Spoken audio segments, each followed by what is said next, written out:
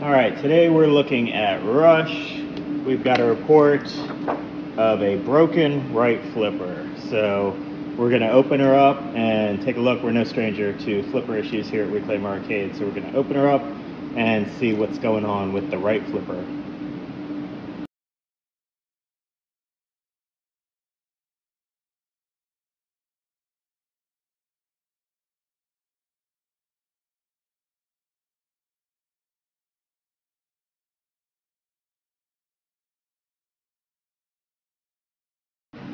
So I have to admit, when I first started working on pinball machines, this kind of stuff scared me.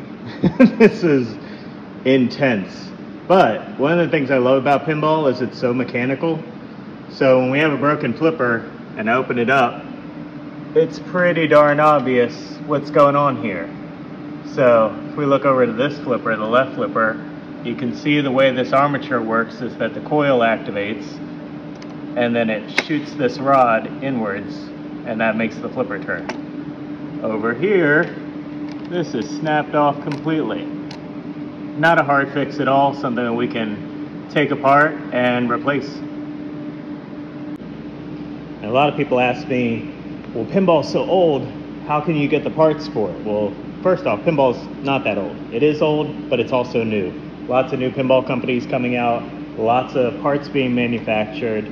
So this is a package of parts I just got in 2 weeks ago from pinballlife.com. I order from them. I order from Marco Specialties is another good one. So you can see, as you can probably guess, we deal a lot with those linkages breaking. So bought a whole package of them and we can knock that out.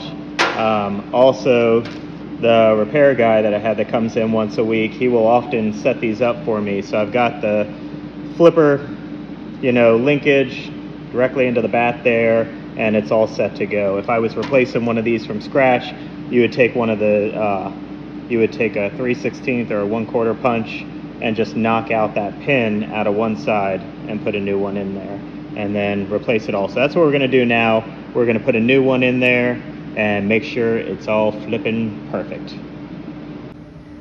To get this out, it's not too bad. You've got 2 screws back here that hold this plate in. That's going to take this part out, and that coil will slide off of there. We also need to loosen this bolt up here, which is where that whole flipper bat is being held on right here. It turns, and we need to get that off. And we'll just pull this string up here, which I can actually do right now. Just take that spring off of it so it's not attached to the top there. And then we'll loosen that, take these off, take the whole thing out, and then we'll repair it at the bench.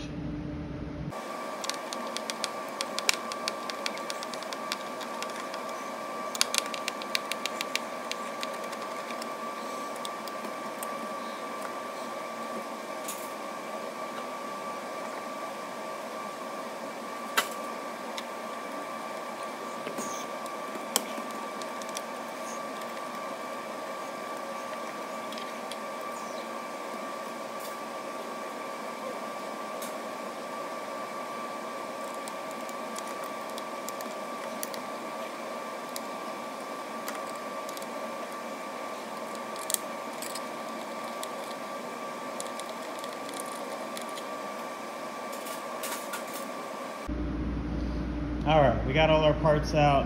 I pulled off a few extra parts in. I apologize for the air conditioning, probably making some noise in the background. I pulled a few extra parts off because while we're working on this, it makes sense to take a look at it. One of them is this guy here. This is called the coil stop. You can see it's dirty, but it's not the dirt that I'm concerned about necessarily. I wanted to show you what this one looks like compared to one that's brand new. And the reason I like to replace these before they go completely bad is if you look, this is starting to get a little concave. And what the coil stop does is when this guy, let me get the one that's gonna be repaired for you. When this is shooting into the coil, that is stopping it, right? And so this is constantly slamming into this, and that's what stops it from going too far and, breaking things. These can snap off. Right here, this part can get broken, but what typically happens is this starts to get concave and ugly And in turn, as this keeps slamming into it, the edge of these guys will stop being completely round, and you'll start to get what we call mushrooming, and you can kind of see it on this one. And so what I'm going to do is I'm going to file around the edges of this, because if this gets too mushroomed, then this has a hard time going through this coil sleeve. And this is kind of a dirty coil sleeve, but I'll clean it up before we put it back in. But this has to run all the way through. And I can even, just doing this, feel some resistance in there as this mushroomed part here is trying to run through there, because it's slammed into this guy so many times. So I'm going to clean up the coil sleeve. We're going to file this down, and we're going to put a brand new coil stop in, because these are not expensive. You know, less than $1 for something like this. While I've got everything out, I might as well just completely replace this with a brand new one and make sure that this armature and everything is all good with the linkage, and then we'll get it all put back together.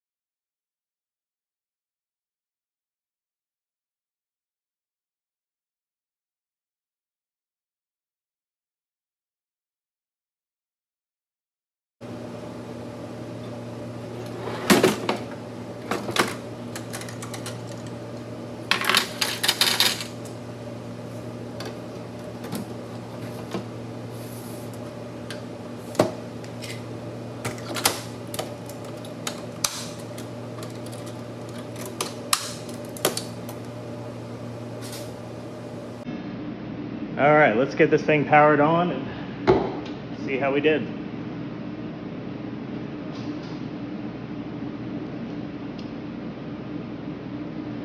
Move this camera down a little bit closer to the flipper so you can see. Now we did, as part of putting everything back together, we did line the flipper up before I tightened that last bolt down that holds the flipper shaft into the assembly. So I did do that. Now if it's not tight enough, sometimes when we start to play it, we'll see that work its way back up, and that means we need to get that bolt tighter in there to hold that shaft that's going through the playfield in place with the rest of the assembly. But let's give it a play and see what happens.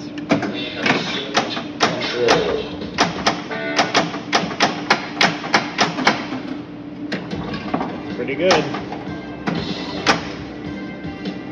See if I can make the time machine. Yeah. Ready? The time machine is ready.